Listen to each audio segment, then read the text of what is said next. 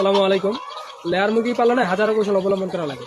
এই কৌশলতাগুলো অবলম্বন না করলে লেয়ার মুরগি থেকে কখনো ভালো ফলাফল পাওয়া সম্ভব না এবং কখনো লাভ করা সম্ভব না। ব্রয়লার লালন পালনের সময়কাল হইতেছে মাত্র 30 থেকে 35 দিন এবং ঝুঁকিটা নেওয়া লাগে মাত্র 30 থেকে 35 দিন এবং 30 থেকে 35 দিন পর এই মুরগিগুলো বিক্রি করে দেওয়া লাগে। যদি কোনো সময় যদি ওজন কম হয় তাহলে 30 থেকে 35 দিনের ভিতরে সব মিটমাট।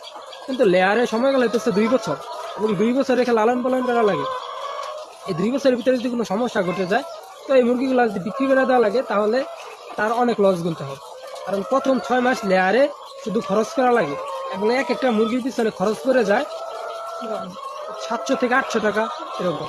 তখন 6 মাস পরে যদি মুরগির সমস্যা ধরে যায় তো এই জায়গা থেকে কখনো ডিম পাইলো না, শুধু এর পিছনে খরচ করলো, তো এক একটা মুরগির পিছনে 7 থেকে 800 টাকা খরচ হইলো। এই পরিস্থিতিতে যদি মুরগিগুলোকে বিক্রি করে দেওয়া লাগে তাহলে তার তো লস হবেই, এটাই স্বাভাবিক।